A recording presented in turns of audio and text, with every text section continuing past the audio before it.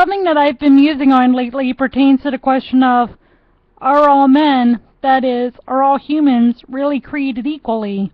And the thing I want to start with, of course, is the famous preamble, or excuse me, not the preamble, although I guess in a way you could call it a preamble, the famous line in the Declaration of Independence, or I guess you could really call it the preamble because then it gets into all the grievances and then the conclusion of what to do about the grievances and what have you. Anyway, so here's the Declaration of Independence, or if you want to call it its preamble, and it says, let's see, well, yeah, okay, I guess you could call it its preamble. We hold these truths to be self-evident, that all men are created equal, that they are endowed by their Creator with certain unalienable rights, that among these rights are life, liberty, and the pursuit of happiness, that to secure these rights, governments are instituted among men, deriving their just powers from the consent of the governed. And so we have to just read that line again. We hold these truths to be self-evident, that all men are created equal, that they are endowed by their Creator with certain unalienable rights, that among these are life, liberty, and the pursuit of happiness, that to secure these rights, governments are instituted among men, deriving their just powers from the consent of the governed. And the first thing is, are all men really created equally? And the answer to that is actually, believe it or not, no. All men are created in the image of God, or whatever deity one would believe in, though, as far as I know, all men, that is, all humankind, are created in the image of God. So, let me put it this way, while men are not created equally, all men, that is, all humankind, are created equitably, because all are created in the image of God, and all are created as human beings.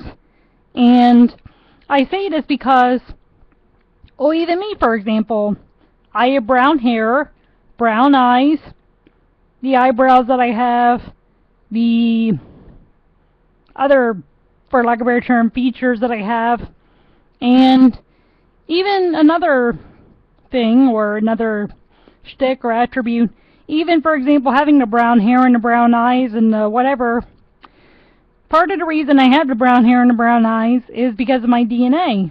And my DNA is not the same as, say, someone who has blonde hair, blue eyes.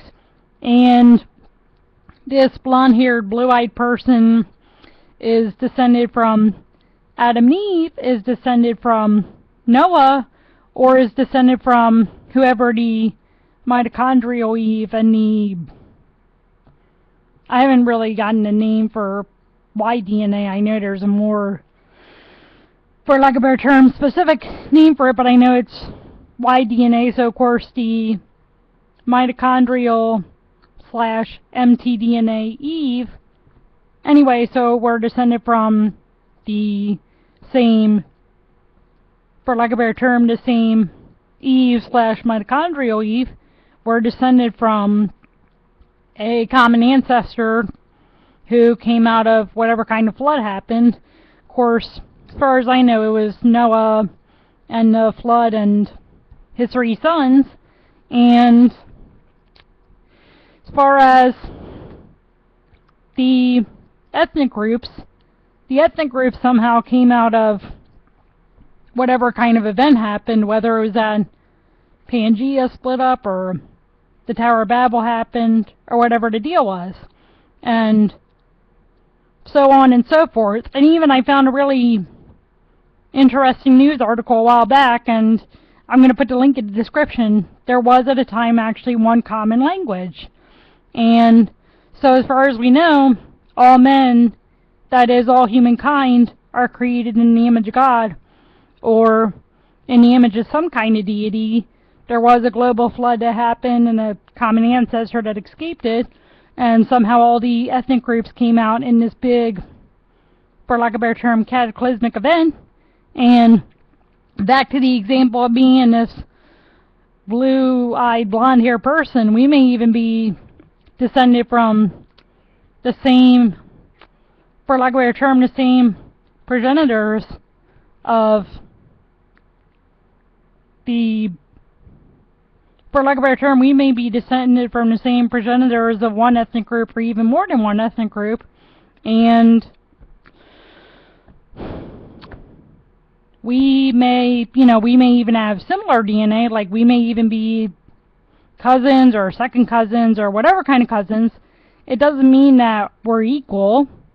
So, and I mean, another thing too, like, a lot of this stuff in the Declaration of Independence is a relatively new phenomenon, so I'm going to go ahead and read part of it again. It says, "We hold these truths to be self-evident that all men are created equal, that they are endowed by their Creator with certain unalienable rights, that among these are life, liberty, and the pursuit of happiness." The pursuit of happiness, quite honestly, was a new phenomenon. And not everyone's going to be able to have liberty. And, of course, that's a long discussion, and there are those who obviously don't deserve liberty, so that's another discussion. And then there are those who, for whatever reason, are deprived of the right of life.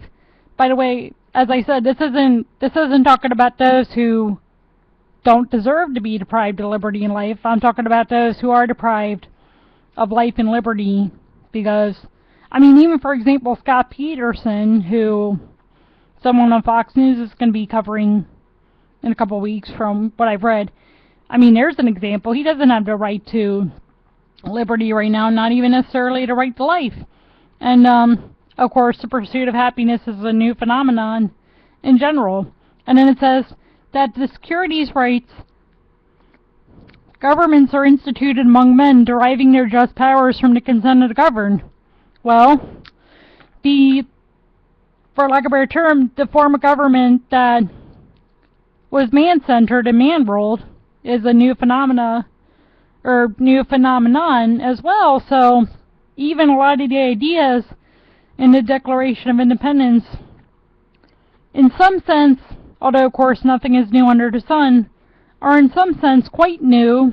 And then it even brings the question of, okay, well, let's go back to the original premise, and are all men really created equally? And the answer is no, though they're created equitably, and all are descended from one common ancestor, or at least two common ancestors.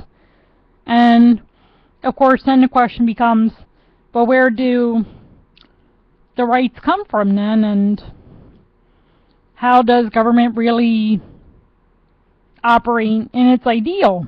So anyway, that's just something that I've been musing over for a while, and of course I'm going to get some people angry. Nonetheless, I continue to ask the question about, well, were men really created equally or equitably? And I just want to know what you think in the comments. And I think that a lot of the way that we view for lack of a better term, the way that we view the world does come from the answer to the question of, were men really created equally? And even I saw on a Facebook profile recently that a religious person had said, how you view God reflects how you view the world. And I and others had said something similar. Well, I'm sure others have said this too, but at least I've said that your politics are a reflection of your worldview. And I mean, even the same thing here again, like, if you view that men are created equally, then of course you're probably going to be into something more like communism, whereas if you view that men are created equitably and not necessarily equally, you're going to be more into capitalism and what have you, because you're going to recognize, okay, not everybody is the same, not everyone can do this kind of work or that kind of work or what have you, though everyone should be able to be given a chance to do what they can with what they have at where they are. So anyway, that's that. And have a good evening. And by the way, I just want to add a P.S. I keep talking about the shtick with Netanyahu and Likud and how they're increasingly giving power to the Haredim and Agudat Yisrael. I'm going to put a link in the description because as more and more voices are finally saying enough with Netanyahu and Likud and Agudat Yisrael, and contrary to what others are saying, Netanyahu and Likud and Agudat Yisrael do not actually speak for most Jews. An article came out showing just how much the Haredim and Netanyahu and Likud are raising their voices too loudly and are kind of pulling a stunt that people can describe as a methinks they protest too much kind of stunt. Anyway, well, there's that, and have a good evening.